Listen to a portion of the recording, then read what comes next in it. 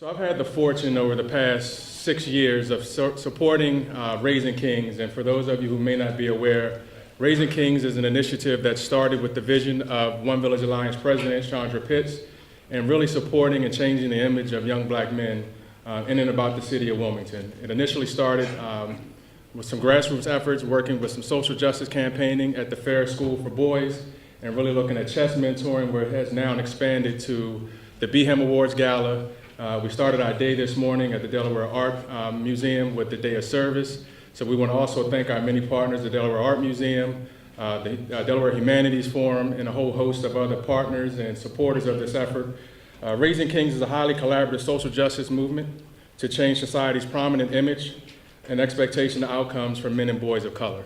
You know, and I think in the state of Delaware, we probably have one of the highest incarceration rates of anywhere in the world. So that idea of image and imagery and what that means for our young black men is a very powerful thing. So when we have young men such as the men who are sitting to my right, DSU students, Delaware State University students who participate and who had the opportunity to actually show that it's more than just your prowess on the athletic court or on the football field, or being able to spit a verse or to spit some bars and rap. It's that idea that we're more than that. And in the legacy of Dr. King, again, this is just an honor to be able to come before you this evening and also, celebrate those who are in our community who don't really get the fanfare, the limelight, but who are having a lasting impact, not only on boys and men of color, but our young women and our queens as well. So again, on behalf of One Village Alliance, me and myself as the Raising Kings chair, and a whole host of volunteers and supporters, again, we want to thank you for coming out this evening. And at this time, I would like to introduce Calvin Harmon, the chair of One Village Alliance. Thanks, Ron. My name is Calvin Marvin. I'm the founding board member of One Village Alliance, and it's been my privilege for the last 10 years to work with Chandra and the many volunteers we have at One Village Alliance. I want to thank you all for coming out tonight, our governor, mayor, president, city council, judge. I just appreciate you all so much for what you do for the children in the city of Wilmington and in New Jersey. We have so many people who work with us to put on programs like this, and Chandra and her team always come through, no matter whether it's cold, freezing, rain. They always come through, and I'm so proud to be associated with them for the last 10 years. And I thank you all for coming out tonight. We have a great program for you, and I hope you can participate in the other events for Raising Kings. Programs like this really set an example for the youth who participate. And if you've ever attended one and see the reaction of the children and their parents, it is an amazing thing. And so I want to thank you again tonight for coming out. Thank you.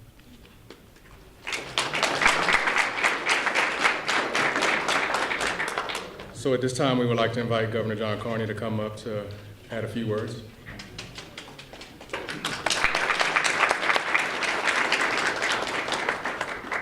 Thank you, Darrell. First of all, how about that violinist? Was that unbelievable? Woo! My goodness.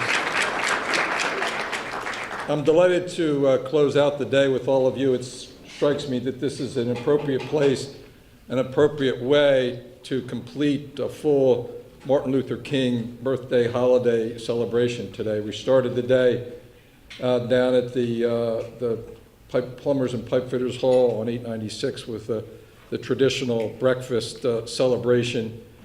And we, at midday, always, we celebrate Martin Luther King birthday holiday at Delaware State University. And they noted that we have been doing that for 33 years, which is as long as we've had a holiday tonight. And I've been thinking throughout the day of Dr. King's question to all of us, the most urgent and persistent question: what are we doing to help others? And I can't think of anything more important than what the New Village Alliance and the Raising Kings are doing here in our city and our state. And I want to thank Darrell and Chandra and members of the board and all the folks that are involved in this program, because the work that you're doing is incredibly important. God bless you.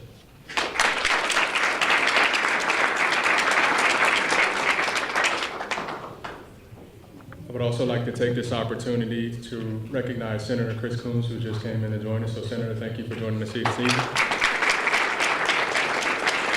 And if we could, Mr. Mayor, if you don't mind coming up and sharing a few words with us.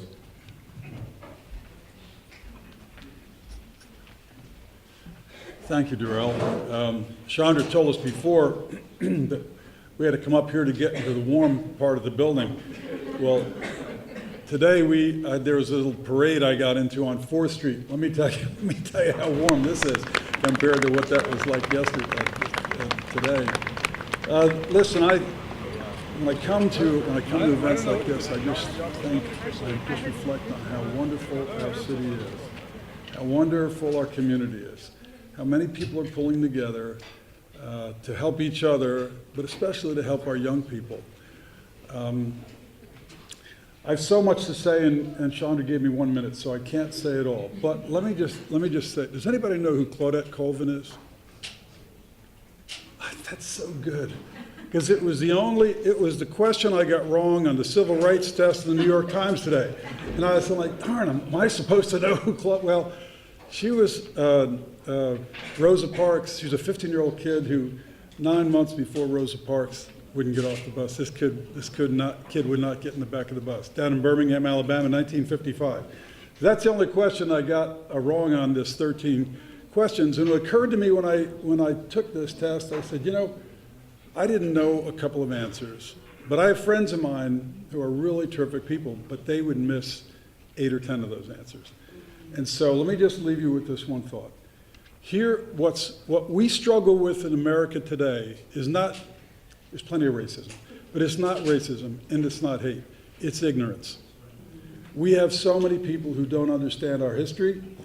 They don't understand African American history, and if you don't understand American history. And so what we have to do, what we have to work toward, is informing one another, educating people, letting people understand what the real story is. Have you been down to the Smithsonian? Has anybody been down to the Smithsonian to see the great exhibit on African American? You have to go. It should be a prerequisite for citizenship. That's how good it is. So we want to make Wilmington better than America. We want our city to be better than America when it comes to dealing with each other and creating a just city and a just environment. And this is just one little opportunity for me to stand before you, tell you how committed I am. Thank you. I'm so sorry, Chandra. I know I'm going to get a demerit for going over, but I had to say that. Thank you, Darrell. All right. Joe. Go Hornets. Go Hornets. And next on our agenda, we would like to welcome Senator Coons to come up to give us our official opening before we have one spoken word presentation, and then we're going to celebrate the reason why we're all here is to recognize our awardees. So, Senator Coons.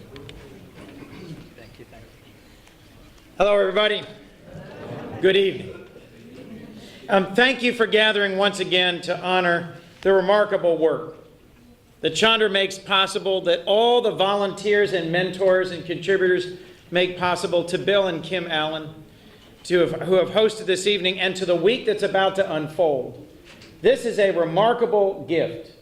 The time and effort and attention and investment made in raising up kings and queens, in mentoring a new young generation, and in challenging ourselves to see each other's children as truly our children. So to Doreen, to Stefan, to Harry, and to Keith, I am not giving my 10-minute remarks. I am honoring Chandra's request and saying, it's about you, not about me. Thank you for the opportunity to be here and to witness to a remarkable program and to once again be a part of what's going to happen with One Village Alliance and Raising Kings this year, which every year is a remarkable gift and contribution to our community. Thank you, Sean.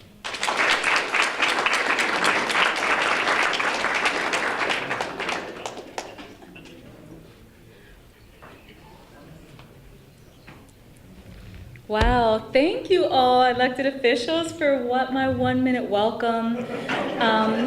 I really want to honor, we're here to celebrate Black history in the making. As we think about Dr. King, we also have to think about the fact that we're 2 generations removed from the life that Dr. King lived. But in the meantime, look at the lives of all of the young Dr. King-like leaders, all of the greatness, Dr. King was a youth, a young who society deems as a young Black male in society. But our children, our young men and boys, our young queens are so much more than that. And as we honor our Black history in the making, I'd like to ask for all of our young men and boys to stand up so we can honor and celebrate you. Please give all of our boys of our youth, all of our young men, and all of our men of color, we just want you to stand. We want to celebrate you.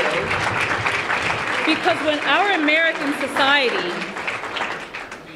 American society tells us that our young black boys will end up one of two places by the time they're 25, it's you guys who are the living legacy, and you're changing that narrative. And we're creating and committed to raising kings and creating a new America. No matter what you see, who you see in the White House, we're here, and we're in our house, and we're here to protect our kings. So we honor all of our young men and boys today. As we continue to honor Dr. King, we live the legacy that he died and was murdered for, demanding justice. Justice, not gender equity, justice.